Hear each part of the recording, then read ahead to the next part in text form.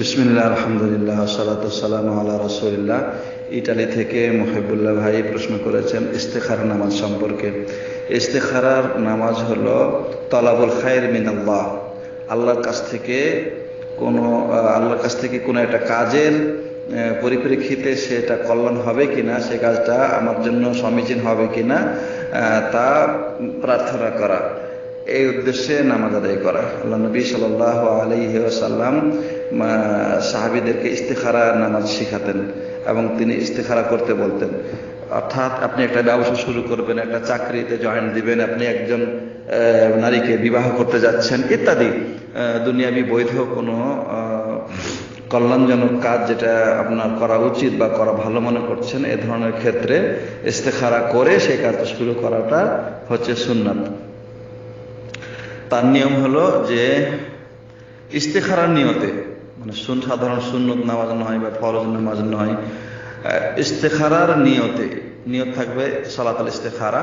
এই নিয়তে 2 রাকাত নামাজ পড়বেন এবং এই 2 রাকাত নামাজ যে কোনো সময় পড়া যায়। যখন আপনি কাজ শুরু করতে যাচ্ছেন তার আগ মুহূর্তে এই নামাজ পড়া যায়, 1 বার পড়া যায়, 2 বার পড়া যায়, একাধিকবার পড়া যায়, কোনো অসুবিধা নেই। আচ্ছা, এই 2 রাকাত নামাজ আপনি যথারীতি আদায় করবেন। করে একটি দোয়া আছে, যে দোয়াটা আল্লাহ নবী সাল্লাল্লাহু আলাইহি ওয়াসাল্লাম শিখিয়ে দিয়েছেন, এটা বুখারী মুসলিমের হাদিসে রয়েছে, সেই দোয়াটি পড়বেন। তো সেই দোয়াটি কখন পড়বেন? সেজদা অবস্থায় পড়বেন নাকি তাশাহুদে বসে পড়বেন নাকি নামাজের পরে পড়বেন? এই ব্যাপারে ওলামারা বিভিন্ন মন্তব্য করেছেন।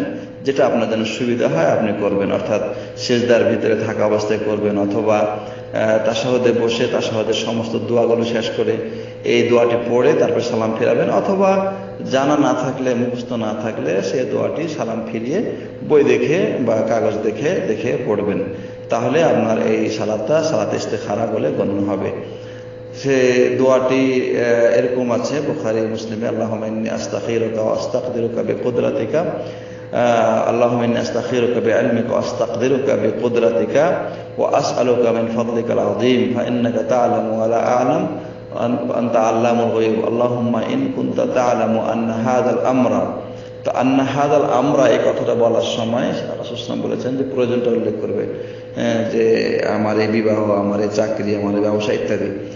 খায়রুন লি, তারপরে বলবে খায়রুন লি ফি দীনি ওয়া মাআশি ওয়া আকিবাতি আমরি ওয়া আজিলিহি ওয়া আজিলিহি ফাকদুরহু লি ওয়া ইয়াসসিরহু লি সুম্মা বারিক লি ফি ওয়া ইন কুনতা তা'লামু আন্না হাযাল আমরা শাররুন লি ফি দীনি ওয়া মাআশি ওয়া আকিবাতি আমরি আও আজিলি আমরি ওয়া আজিলিহি ফাসরিফহু আন্নি ফাসরিফহু আন্নি ওয়াসরিফনি আনহু সুম্মা কদুর লিয়াল খায়রা হাইতু কানা সুম্মা রাদ্দিনি বি। এই হচ্ছে আপনার ইস্তেখারার দোয়া। তো এই দোয়াটা মুখস্থ করাটা উত্তম। মুখস্থ না করতে পারলে দেখেও পড়া যাবে, ইনশাআল্লাহ কোনো অসুবিধা নেই।